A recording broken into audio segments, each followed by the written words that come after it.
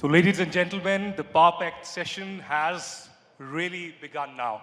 And we have amongst us somebody that you've been waiting to hear for the last 2 days, External Affairs Minister Dr. Jaishankar. Certainly needs no introduction. Over the last many decades, he's been a diplomat representing India all across the globe. He's been an envoy, an ambassador to several countries, and of course, in the last few years, representing India, the changing dynamic foreign policy of India, the paradigm shift that has been brought in, the foreign policy has been led, in fact, by Dr. Jaishankar.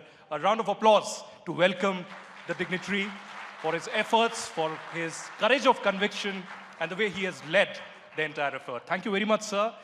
The session theme today is Rise of the Global South. And you've been very vociferously speaking about it, particularly in the last 2 years. We've seen Global South being used repeatedly over the last many decades, 1955 onwards perhaps. But what has changed really? And you know, in my hands is this book that you've just released, Why Bharat Matters. And perhaps you should get this copy very soon. This was a hot topic discussed recently at the Raisina Dialogue as well. Why Bharat matters? Why is it important? And has India not only positioned itself, but just like Tony Abbott mentioned earlier this morning, that India is leading indeed the Global South? Well, first of all, thank you. It's a great pleasure to be here. And I think the sofa is a bit outsized for me, but it's okay. I'll try and fill the space. Two questions. One, why the Global South? And secondly, why Bharat matters? Why the Global South? What has been happening in the last few years is at one level, you know, the world's changing. The more dominant powers are less dominant today.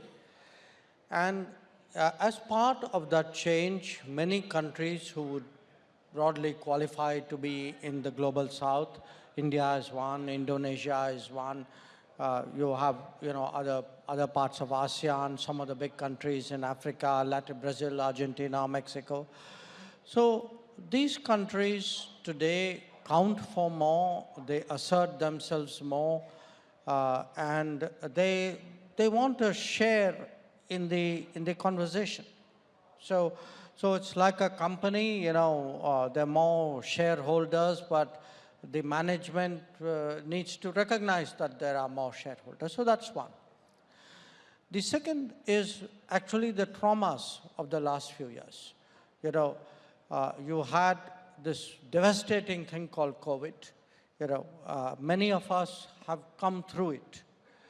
But as someone who travels very extensively, I've been to places which haven't come through it, you know, where the damage, you know, to governance, the damage to the societal fabric, they've taken such a body blow that they're still kind of reeling from that. On top of that, the ups and downs of the global economy, they saw, okay, global inflation has gone up, debt has gone up, trade has been disrupted. Then you had the Ukraine conflict, okay? And the Ukraine conflict had very strong second-order effects, energy prices, food prices, fertilizer prices. Now you're seeing the Middle East, you know, and again, the trade disruptions, the possibility.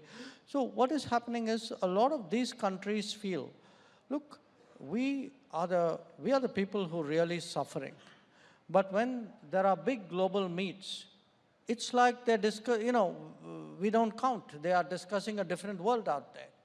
So there's enormous sort of, I would say, actually use the word anger today in a lot of these countries.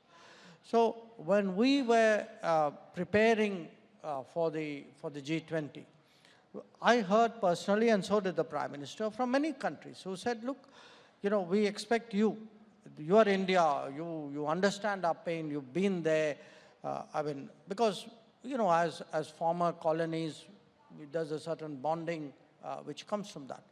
So we expect you to speak up for us. Now, we could have, just stood there and said, okay, we heard from people, but Prime Minister felt, let's actually gather everybody together and hear them out, and then kind of distill the essence of that, and then put it before the G20, and urge the G20 saying, look, we speak here, when we did our Global South Summit, we had 125 countries there. So when we spoke to the to the G20, we were not only speaking on behalf of India, the most populous country in the world, fifth largest economy, but we also had 125 countries who said, speak for us.